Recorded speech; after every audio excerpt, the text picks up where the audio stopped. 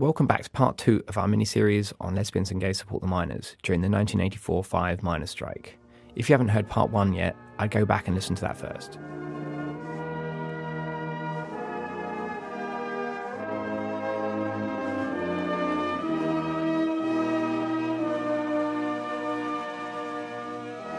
LGSM was a broad church politically, but it was an effective organisation based around a couple of fundamental principles and practical goals, which we think something we can learn from for campaigns today.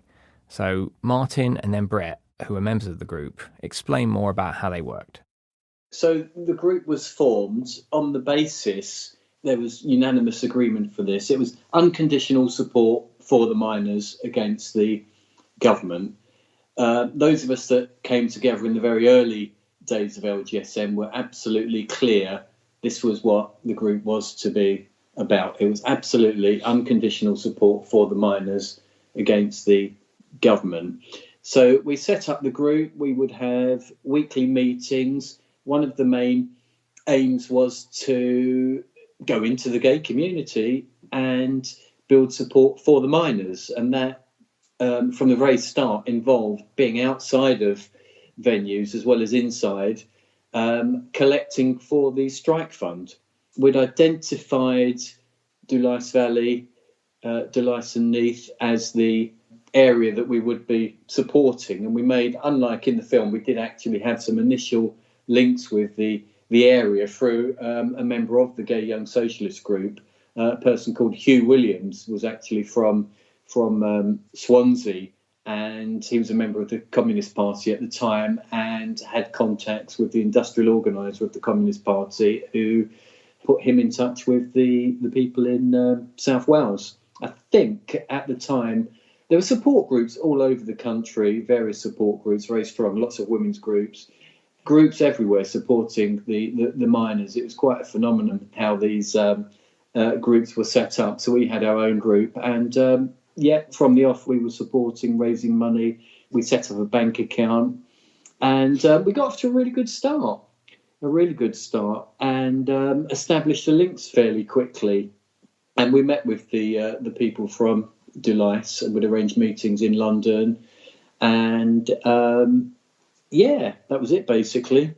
So unconditional support, raising funds, and going into the lesbian and gay community to win over support, which obviously involved lots of discussion, debates, and argument with people that we would meet.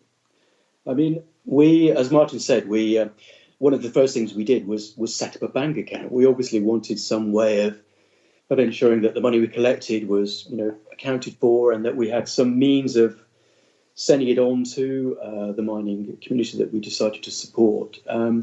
I remember very clearly going into the Co-op Bank. The very first time we collected, we met on a Sunday as we'd all collected throughout the previous week, and taken this big holdall full of coins and notes, but really heavy, mainly coins, and I bagged it all up and plonked it on the counter at the Co-op Bank in Islington at the Angel. And I can just remember the look of slight surprise and bemusement on the face of the cashier behind the counter. I could see her reading this paying-in slip, lesbians and gays support the miners. There wasn't any particular hostility. It was just sort of, I could just kind of imagine what was going through this woman's mind. Gosh, what is this strange group? Who are all these people? What are they doing?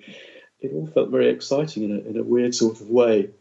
One of the things, obviously, that we had to do when we first started meeting was, on a very practical level, was just agree, like a rota, if you like, of who was going to go out collecting, where they were going to collect, and what nights they were going to collect. One of the principal things we did was go out to the clubs and the bars and rattle our buckets and collect money. I remember on one occasion, again, I was standing outside the Bell pub at King's Cross. It was a very popular gay bar.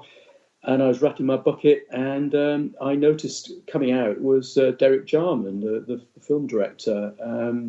He just dropped something into my bucket. It was a rolled-up note. I thought, oh, I wonder what that is. I thought it was a tenner. And in fact, it was a £50 note. And I'd never seen a £50 note before.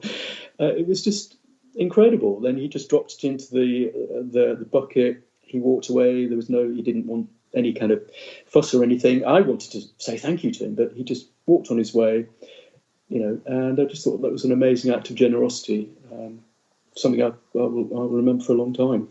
It was very important that we did that. I mean, our primary purpose for coming together as a group was to, certainly in the initial stages, was to raise money to spread the message within the gay community.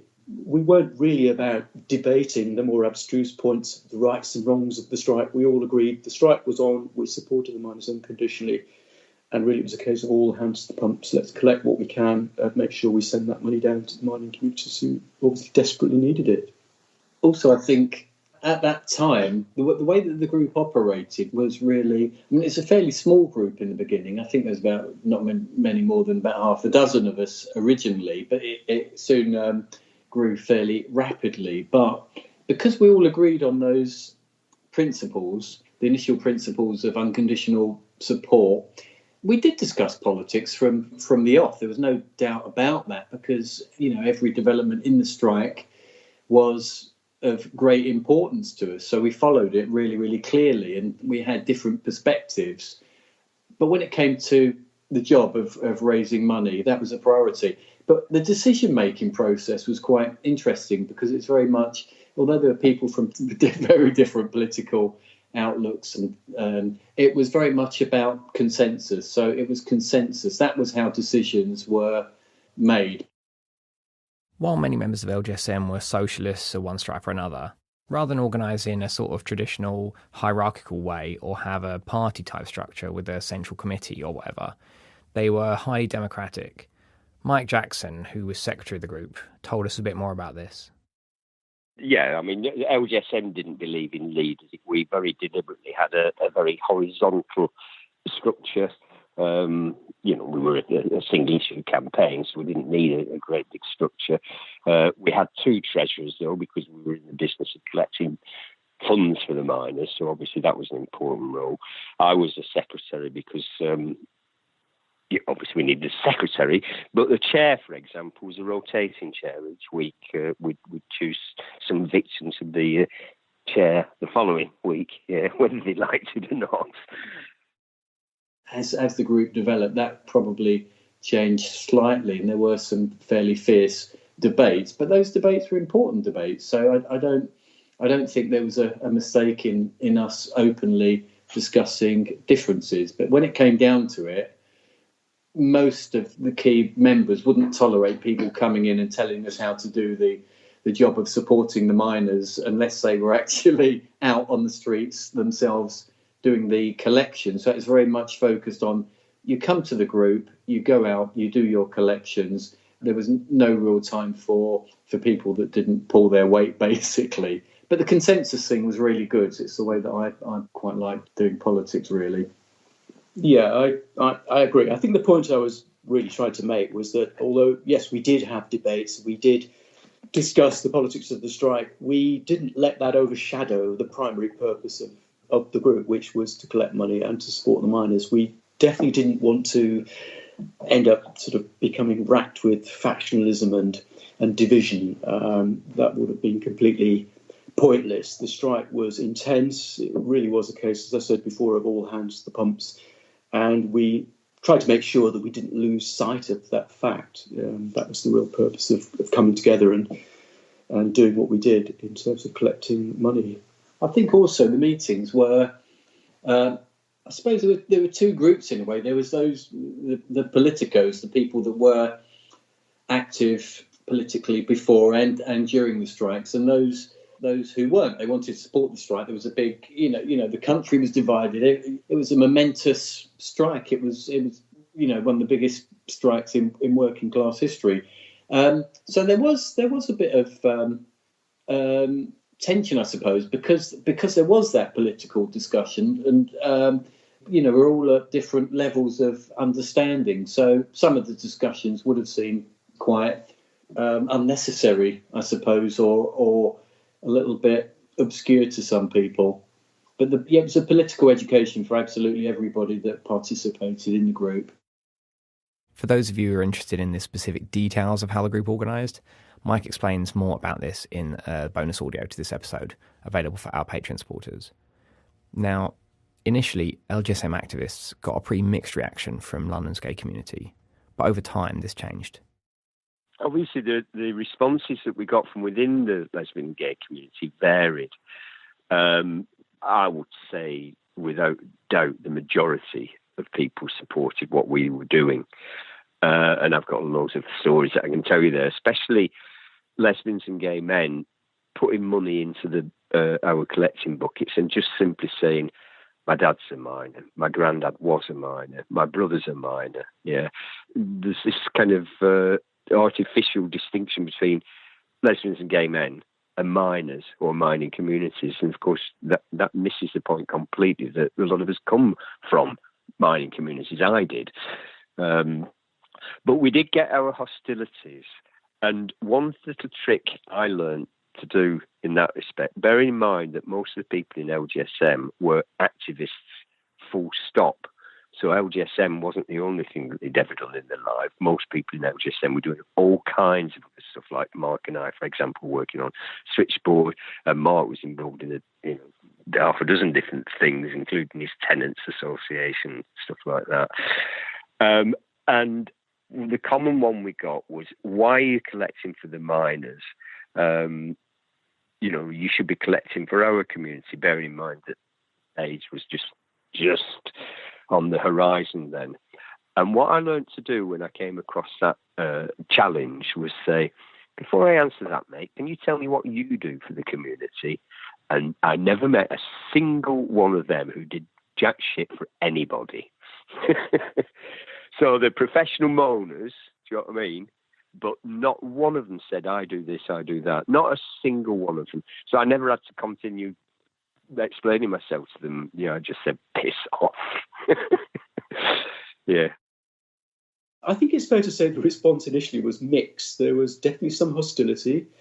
There was initially definitely an awful lot of bemusement as to what we were doing, why we were supporting the minors, what were these people doing, standing outside a gay bar or a gay club collecting money. But I think the longer we were there and the more our presence became known and accepted, I think the more support there was for what we were doing.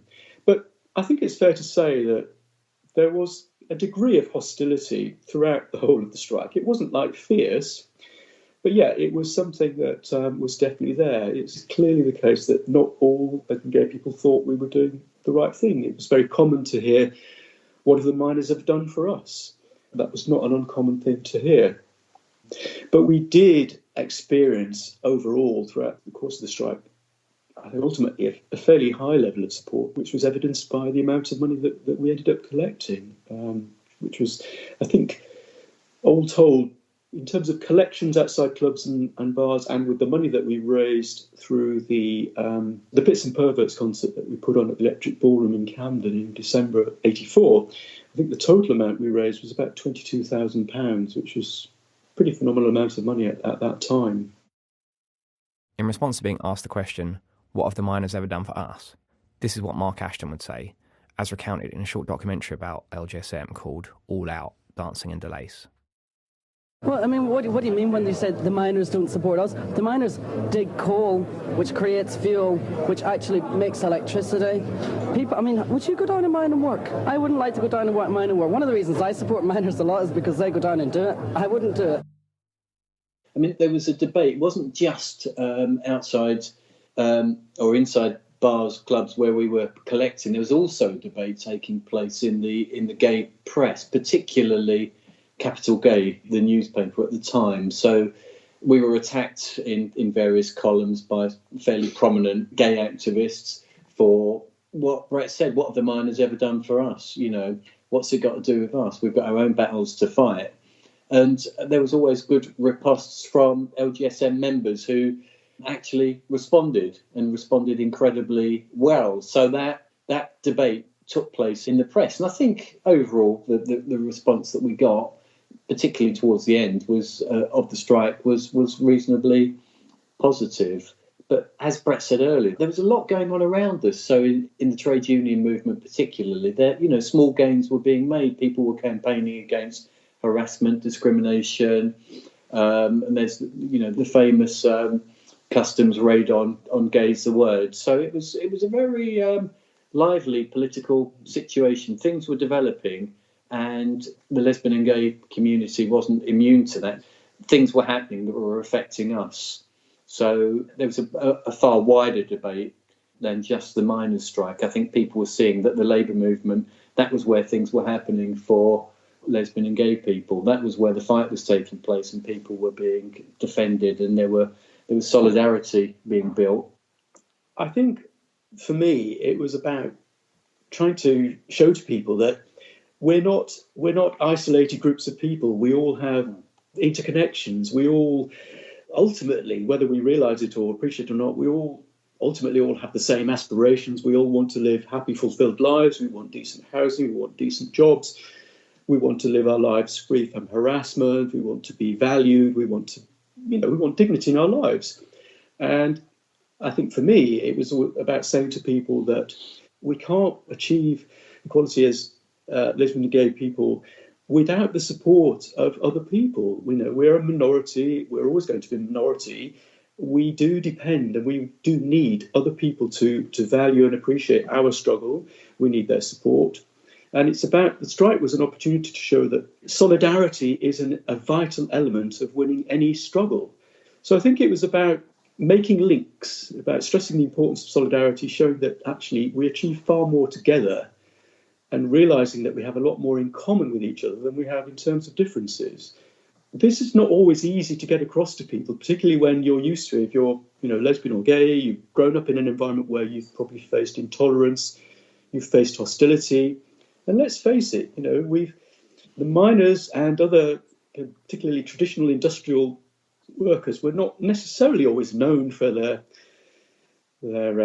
shall we say, their support for things like lesbian and gay rights. It was as much an education for them as anything else. But through that struggle, through that fight, through that coming together, when it was a case of all hands to the pumps, people's ability to appreciate and see things beyond their own immediate experience, I think, is an opportunity that has to be taken. And that, for me, was one of the important experiences of that strike.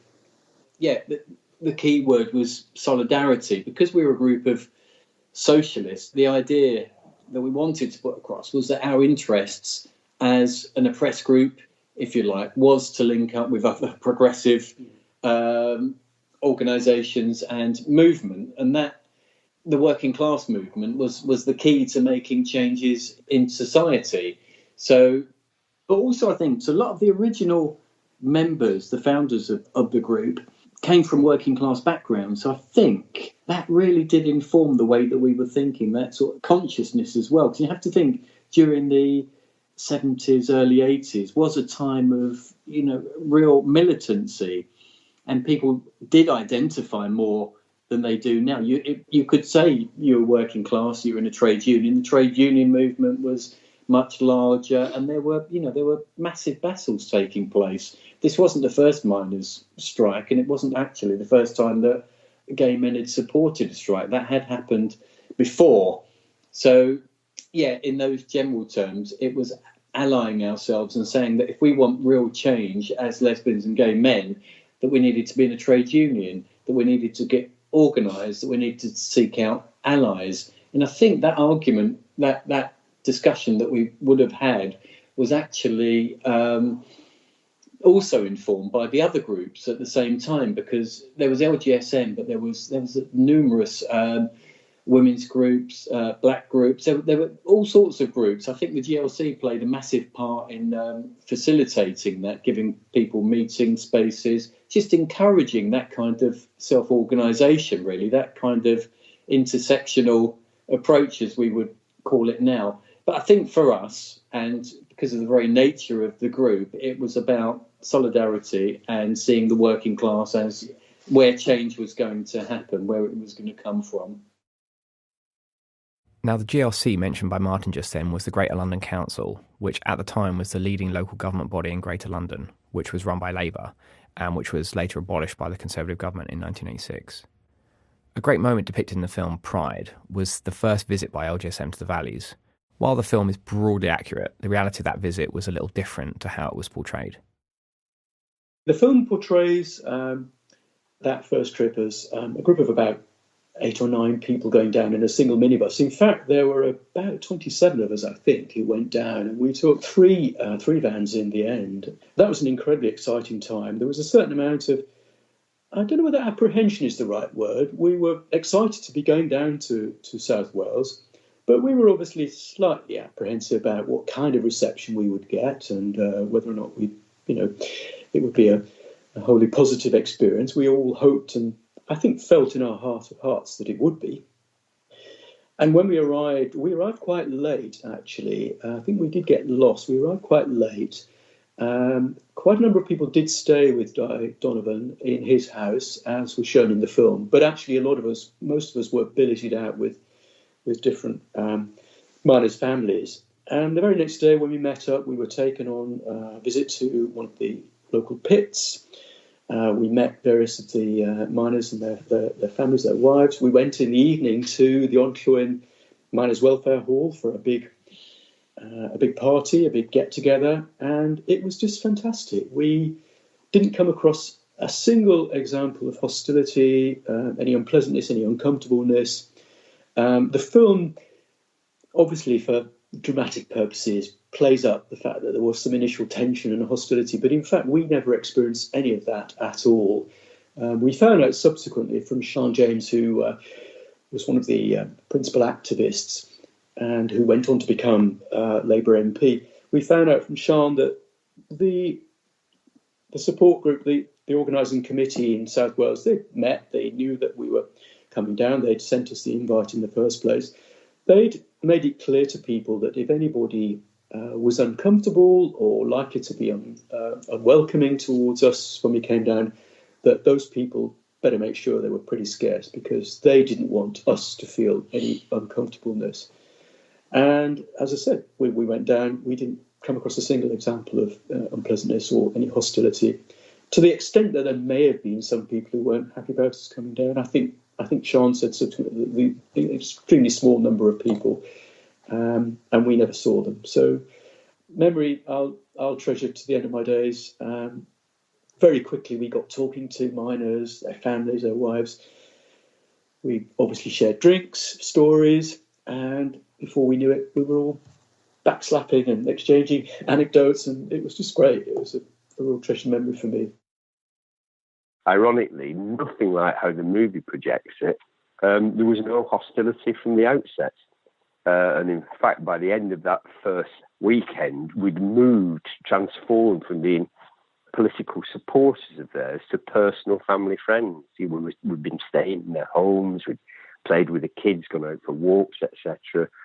And then we had reciprocal kind of visits where we invited them to come and stay in our homes in London. So we became friends, not just political allies. Yeah, and that was profound. That very first time we went to Wales, although I've said to you how different Wales was to my Accrington background, how beautiful it was, how it was just one industry. Being in the Onllwyn Welfare Club was absolutely like being in one of the working men's clubs in Accrington, which I've been going to from the age of 17 or whatever. So for me, that wasn't at all alien. I was completely used to that. Whereas other people from the group, they'd not experienced that kind of thing at all. So literally, that by the end of that very first night, on the Saturday night, for me, it just felt like being home. And it was a fantastic feeling that I just felt, wow, here I am. I'm out and proud as a gay man with my gay male friends and lesbian friends around me, and we're all out and we're all being accepted. Nobody give a shit about our sexuality. And that was brilliant. And indeed, there's some photographs unearthed themselves from that night. And, at the end of the night, Andy Den sat on Ray Goodspeed's lap, and they've got their arms around each other. They weren't lovers; they were just friends. But there's a minor couple in the background, a man and wife, and everything is just completely normal and acceptable. How cool is that? That's the ultimate aim, where actually nobody gives a damn about your sexuality, because it is just so, it's like having red hair. It doesn't matter. And that really was liberation, that. And that's why, for me, really, that one weekend transformed what was a gesture of political solidarity into what really became loving relationships. We were part of their families and they were part of our families, and you would do anything to defend them. And that takes class solidarity up to a completely different level. Sian James and the other mining families experienced this coming together of two communities from the other side. A miner she mentions here, Di, is Di Donovan. When they first came down, for me and for Martin and for our children, it was just like hosting any other group. But we were going to be learning about how life had affected them and why they felt this link with the miners. And then you start to learn that an awful lot of people are from a working class background. They belong to the same trade unions, not the NUM obviously, but those people who are in other trade unions, teachers, etc., working local authorities. So you actually started to see parallels, not the differences. And the film is described as a rom-com. And Matthew Walsh always says it's not about two lovers. It's about two communities who fell in love with each other. And that was the amazing thing, because suddenly the conversation was all about, what's your experience? What's led you to this? What's life like for you? And we'd been pretty, disinterested up at that point. There was nobody who was saying they were openly gay in our communities, but we all knew gay people. Nobody ever said, well, she's a lesbian or he's gay. It was just never spoken about. My father worked with two guys who were gay, and they had nicknames in the colliery, and I remember asking, why do they have these nicknames, Dad?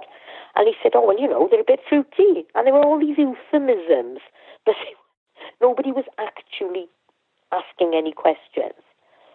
And I think if you didn't ask questions, you didn't get answers, and then it didn't put you on a confrontational front.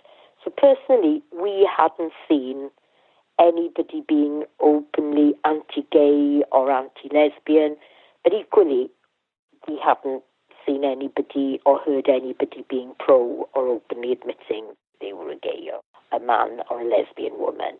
And I think that was the thing that struck us, that we were pretty ashamed, really, that we hadn't asked these questions before. And it was those parallels that we saw that were amazing, because to hear about people's experiences, about why they'd had to leave their communities and go to cities like London to live their lives and their partnerships and their problems that they had faced. We had one particular friend, Roy, who had lost out on promotion several times in his job. And you think, well, what do you mean you haven't been promoted because you're gay? Well, once they find out that I'm gay, then you spoke to people who, were teachers who were saying, I daren't talk about being gay. Because if I talk about being gay, that may bring retribution down on me, or that might affect my future. Other people were openly gay.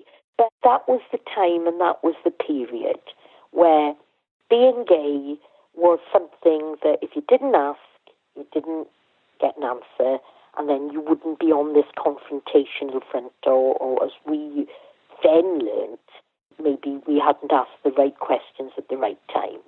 We hadn't had that opportunity in our family.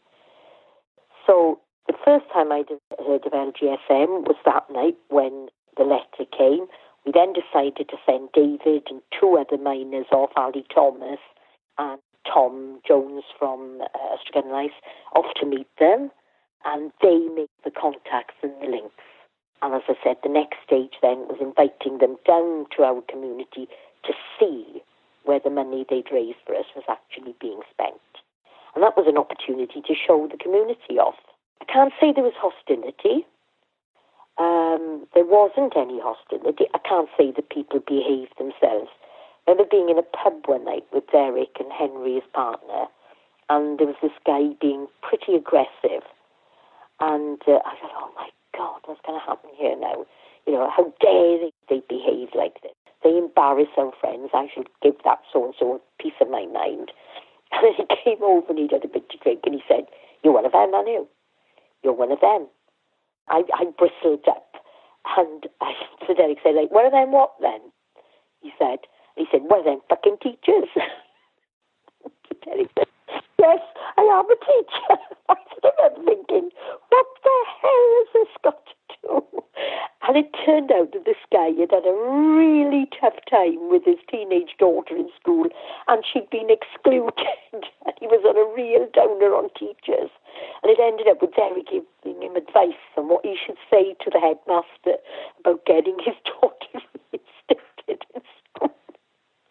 And I remember thinking, oh, you know, but we'd assumed that he was being, you know, difficult because Derek was gay and there was nothing to do with it. But he was really on a downer, wasn't the teachers?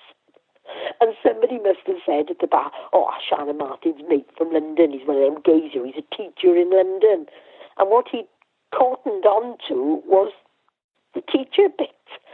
And so, you know, yeah, you did have misunderstandings, but other people in the community, like our older neighbours, would say, oh, they're lovely boys and girls, aren't they? Oh, when they come in next time, Shan, oh, they got lovely manners. Oh, they're so nice and they stop to have a chat with us. So, you know, people were being introduced to each other and learning about the community in very normal ways. You know, and I didn't mean to say that everything was hunky-dory. As my cousin saying, can't go up the Encloyne tonight. I said, why's that? I said, well, those gays are going to be there, aren't they? And I said, yes, what's that got to do with it? And I said, well, you know, will I be safe? And I said, what? Are you so bloody irresistible that somebody's going to grab you? You know, it was all of this, how they thought people wanted them to behave. And I remember one night somebody being rude to a couple of people, and it was all getting quite, you know, and it really, what you were seeing were young men who were quite interested and quite fascinated, and yet didn't want to show that interest and that fascination. You know, they wanted to be seen as macho young men. But once they got into conversations and people were starting to talk to each other, you saw the parallels. You didn't see the differences. You saw those things that made us similar and the things that made us similar, and we all had one massive thing in common. And we should never forget what that one thing we had in common was. We all hated Margaret Thatcher. And that brought us together like nothing else could, because we were communities that were under attack. So we were learning about how the BME community had been poorly treated, how the lesbian and gay community had been badly treated. And we were in that groupings now of it was okay, you know, for minors to be beaten up and to be poorly treated and their wives to be vilified and even to the behaviour of children in school. You know, it was affecting the children in school. Things like the local policeman's children telling my children that Father Christmas wasn't going to come to our house because Arthur Scargill, you know, would make their father come out on strike. Well, Roger and Rowena thought Arthur Scargill was white. You know, they'd met him on several occasions by this point. He'd always been very kind to them. You know, why so-and-so saying that Arthur Scargill is horrible and mean? So it was affecting all sections of the community, and kids were playing pickets and policemen on the schoolyard. It wasn't British Bulldogs, you know, Germans, Messerschmitts and British Spitfires. It was all about pickets and policemen. And we had things like our children, we had a Swiss journalist staying with us, and our children had gone out for the day, and my mother-in-law had taken them to a local agricultural fair. And when they came back full of the things they'd seen, and they were explaining to Alice that they'd been to an agricultural fair, and Alice said, what did you see? Oh, they'd seen this, they'd seen that, and they'd been in the fur and feather, and they'd seen all these rabbits. And Rowena said, oh yeah, and we saw some pigs. And Alice said, little pink pigs? And Rowena said, no, they were sitting in a police car. So, it was affecting the children, because the whole community, in a sense, even if you weren't working underground, the community was suffering the fallout. Local shops, their takings were down. People weren't buying so much and spending so much. But, it had been a lean time anyway, with as one friend said it, Mickey Mouse jobs in Mickey Mouse factories. There wasn't proper training. There wasn't any opportunity or hope for the future. It was all about keeping people in their place. And I think really people lost heart. I know several of my relatives did.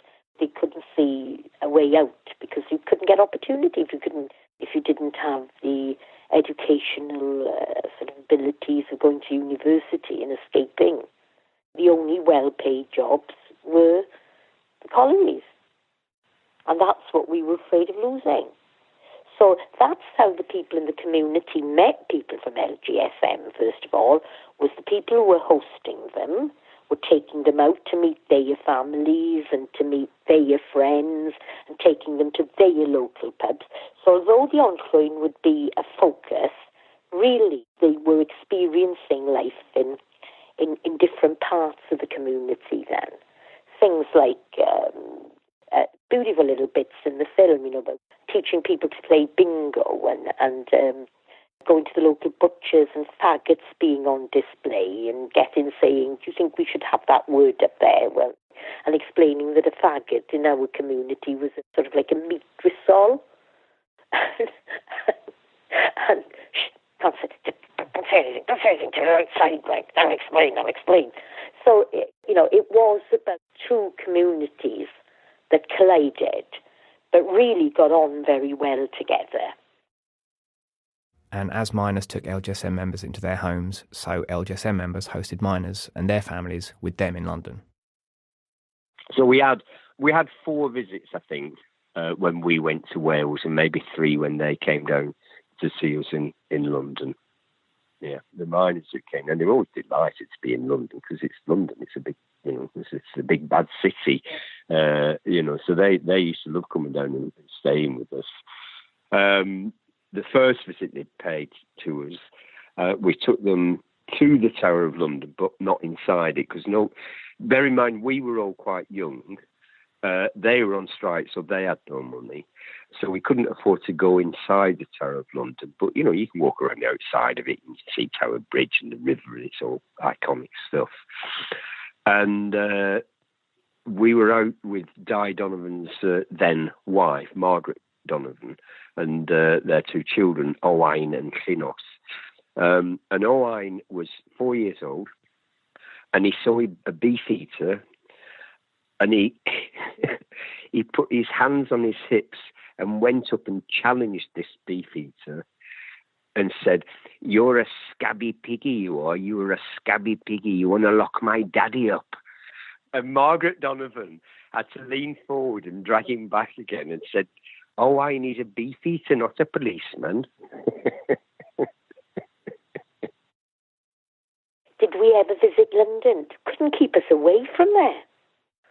Because now we weren't going to London to stay with strangers. We were going to stay with friends. First thing would happen when we turned up there was the Dad would pile the kids into the car, and then he'd drive them down to Nine Elms Tesco and let them pick anything they wanted in the trolley. And I would say, for God's sake, don't do that, because they'll pick really expensive things, and they'll pick things that I don't allow them to have, like sugar puffs and chocolate spread and crap.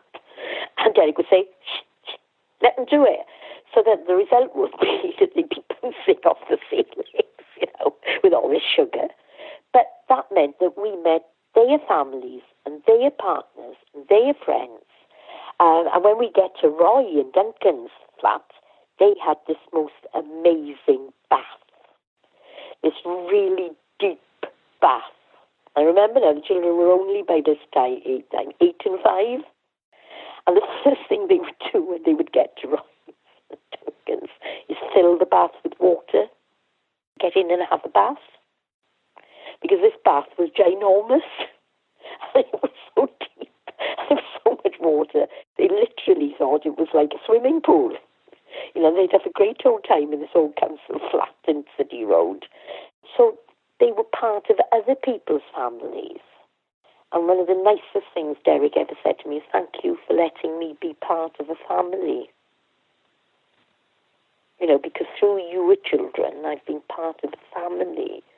You know, and people like Mark Ashton, you know, I've got cards and letters from Mark when he was abroad and sending little messages for the children. And I remember having a postcard from him from New York, and he said, tell the kids, I wouldn't say that New York was manic, but even the cats are on skateboards.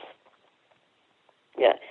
So we were being exposed to their lifestyles, but they were being invited into our homes and experiencing family life.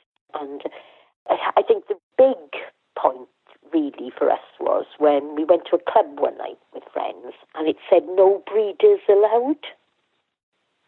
And we didn't understand what that meant because, you know, being taken out clubbing was like, wow, you know.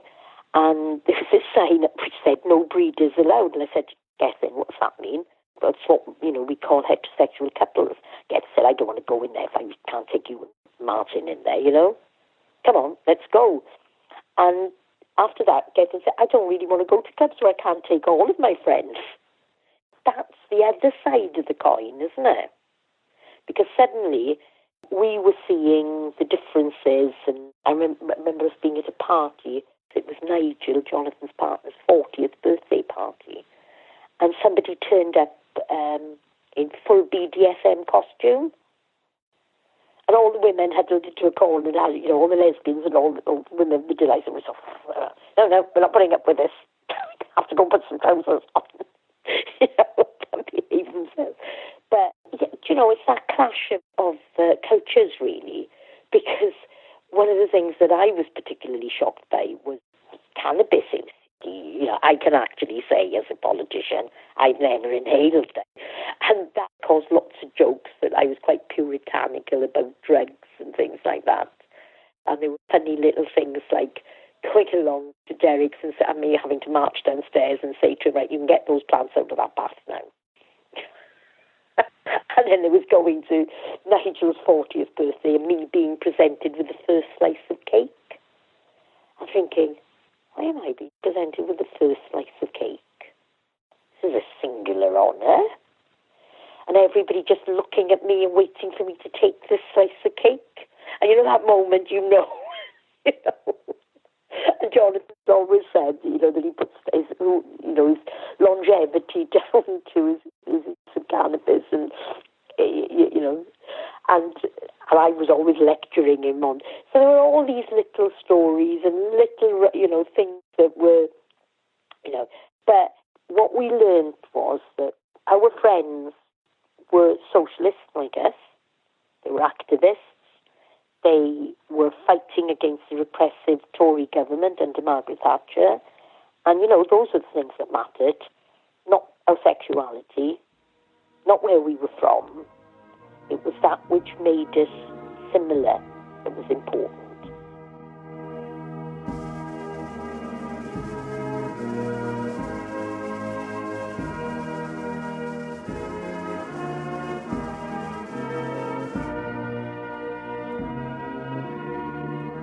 That's the end of part 2. In part 3, we look at how the group developed, what happened when the strike ended, and how LGSM and the Welsh miners played such a big role in changing the country. Our Patreon supporters can listen to this now, as well as bonus audio. For everyone else, it'll be out next week. You can support us on Patreon, get early access to episodes and more at patreon.com/workingclasshistory. In this week's bonus episode, we hear more from Mike about the history of the mining communities in the Welsh valleys, and Mike gives some more detail on exactly how LGSM organised, which also helped its history be preserved today. We think it's really interesting, but we are nerdy about that kind of stuff, so we recognise that level of detail might not be for everyone. To all of our current patrons, we'd like to send you a heartfelt thanks for your generous support, which makes this podcast possible. As always, we've got more info, further reading, photos and videos about LGSM on our website, workingclasshistory.com, and linked to in the show notes. This episode was edited by Jesse French. The music for this episode is by the Kellingley Colliery Brass Band. Catch you next time.